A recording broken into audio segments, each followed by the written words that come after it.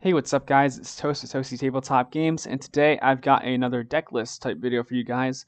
This one is Hidetsugu Consumes All, based around the card Hidetsugu Consumes All, being the most expensive card in this deck, I believe. So if you wanted to make this without lands, it's only going to cost you $56, which is not too bad. It's not too bad. The whole idea of this deck, right, is to win with Hidetsugu Consumes All in his win condition. So when he flips over, he becomes a 3/3 Chample with whenever Vessel of the All-Consuming deals damage, put a 1/1 counter on it. And whenever it deals damage to a player, if it has dealt 10 or more damage to that player this turn, they lose the game. So our win con is to try to exploit that ability against our opponents. So we'll just start with the artifacts and how that's going to work out, right? So we've got first we got the Bronze Cudgels. Bronze Cudgels are a one generic artifact equipment that you can pay 2 and resolve this ability where a creature gets +X+0 until the end of turn, and X is the number of times you've paid 2 mana, pretty much. So it's a great way to dump a ton of mana into an equipment and make anything strong if you have leftover mana that you can't use that turn. And that comes into play with Hidetsugu, which I'll touch on that in a bit. So next we have Eater of Virtue, and then whenever a creature equipped with Eater of Virtue dies, it is exiled under Eater of Virtue. The equipped creature will get +2/+0, and as long as a card exiled with Eater of Virtue has flying, the equipped creature has flying, and the same is true for First Strike, Double Strike, Death Touch, so on and so forth. So I've included with this a bunch of creatures that have different keywords, so that way we can make Hidetsugu big later on. So we'll go to the creatures next, right? So we got Inkai's Infiltrator. It's a 2-drop, 1 generic, 1 black flyer that has the ability 3 generic, 1 black, and it gets 2/2 until end of turn, which is pretty good. Ironhoof Boar as a big like coup de grace type creature if for whatever reason you can't get Hidetsugu on the board. But the main he's in this deck just to use the channel ability to make Hidetsugu huge, right? Giving a creature a 3/1, a +3/+1 until and trample until end of turn. Next we have the Leech Gauntlet, which has lifelink, and it can reconfigure to another creature to give it lifelink as well. Lizard Blades is the same type of deal. It's got double strike, and then it reconfigures to give something double strike. And then Reinforced Ronin is our haste creature in this deck, and is also in here so we can use his channel ability to draw cards later, so he's not necessarily super useless. Not to say that he's useless in general, but it would be better. In some cases, it would be better to try and get to the win condition than it would be to play this Ronin. You know what I mean?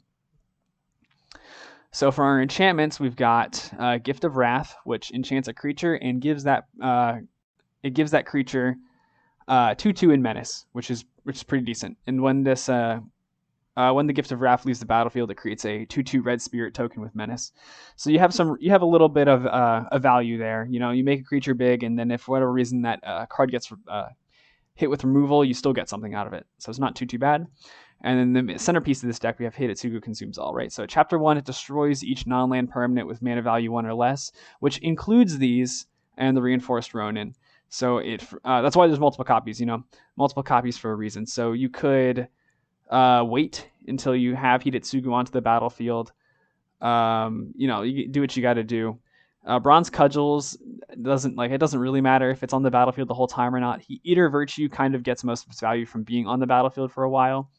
So if you get one early on, I would say you should play it since it's just a decent equipment that gives something 2/0, and you kind of build onto these keywords. So something else could take the win if Hidetsugu doesn't wind up coming in time.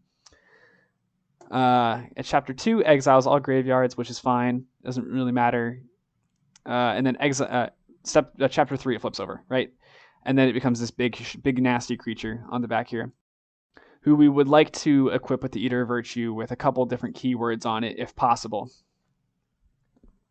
That's kind of the main condition, right? Is to give Hidetsugu crazy equipment or reconfigure stuff onto him to make him like crazy strong. So we could that could be reconfiguring the Lizard Blades if we get double strike to make it so we don't have to hit an opponent as nearly as much to get the win condition to trigger. Leech Gauntlet for lifelink. All kinds of good stuff. So moving on to our instance, we've got Kami's Flare.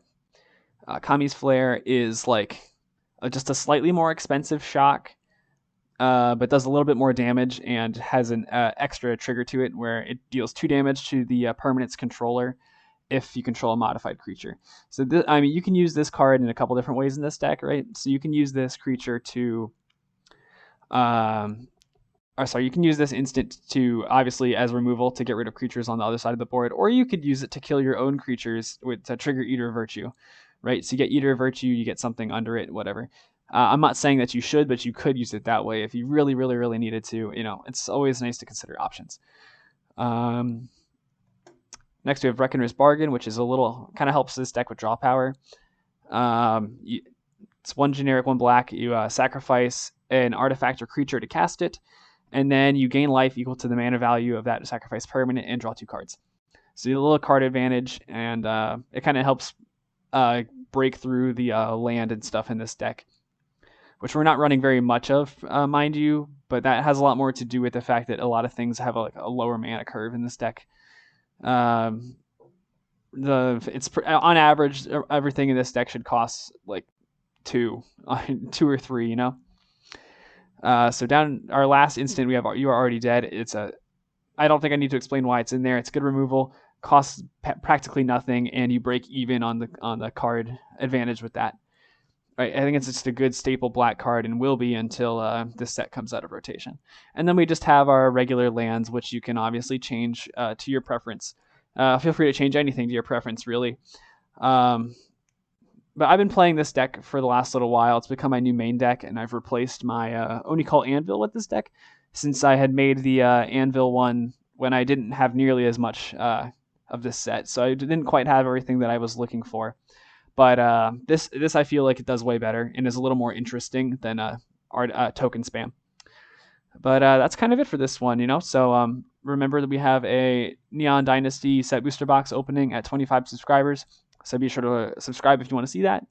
And follow me on my socials at ToastyTabletopGames on TikTok, Instagram, and Twitch. Thanks for watching. And